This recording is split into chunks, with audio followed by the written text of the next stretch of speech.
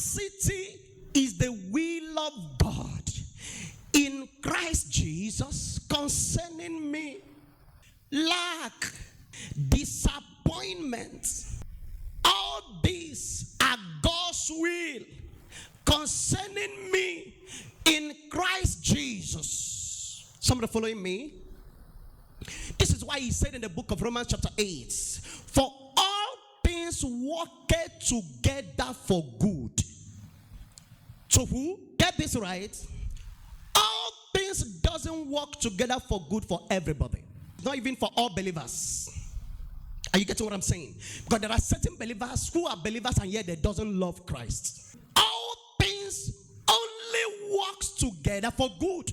Only to those sets of persons who do what? Love God. And somebody's asking, how? Why should I give thanks to God in the midst of scarcity? Sir,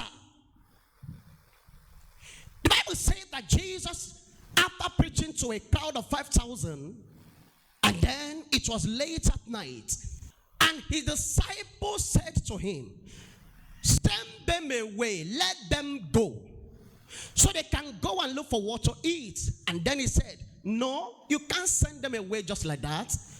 Feed them. And they said, from where?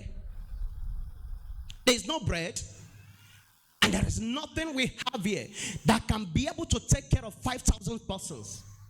And then Jesus asked, but what do you have at all? And then they look at a few loaves of bread and few fish. He collected that from them and lifted it up. What did he do?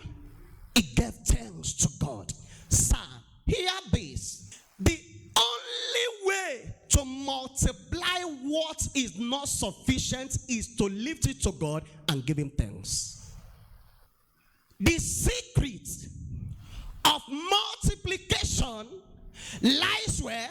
In thanksgiving. There is absolutely nothing we have on earth that is enough. Because the more you have, the more you look for. So the easiest way to live a life of satisfaction is to continue giving thanks to him, because in thanking him lies the secret of your survival. Gratitude comes easily when everything is going well. It's usually easy. People find it very easy to give thanks to God after they have received their desired result, because they look at their bank account and they nod their head and say, yes, I have enough. But from the moment that they pray and it appears as God is not answering, no more thanksgiving. From that moment, the life appears to be hard and difficult. When a sister prayed for years, trusting God for a life partner, and it appears as if God is silent, you discover that she will find it difficult to give thanks to God. When a brother have written application seeking for job, after several years, and no organization has called or sent for him, you discover that he will find it very difficult to thank God. That is when you hear words like, but what should I thank God for? My friends are making it. Look at my life. What is there to thank God for? Look at my other friends, my relatives. This one is a car owner. This one has bought a house. This one is building a house. This one has gotten married. This one is dedicating his or her child. But look at me.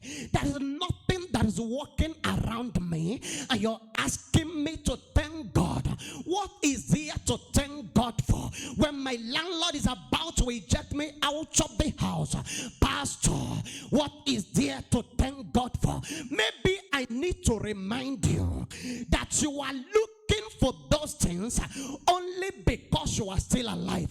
There are equally your age mate who has gone down 6 feet below. There are equally your colleagues, your friends in school who are are no more alive today, maybe I need to remind you that there is somebody like you and I that is walking naked in the streets of Eket.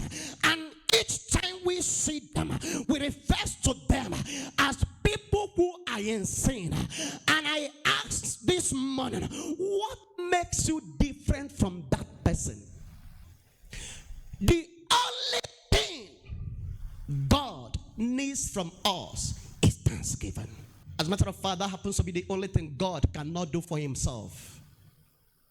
That's the only thing God can give to himself. And he expects you and I to be the one to give him thanks.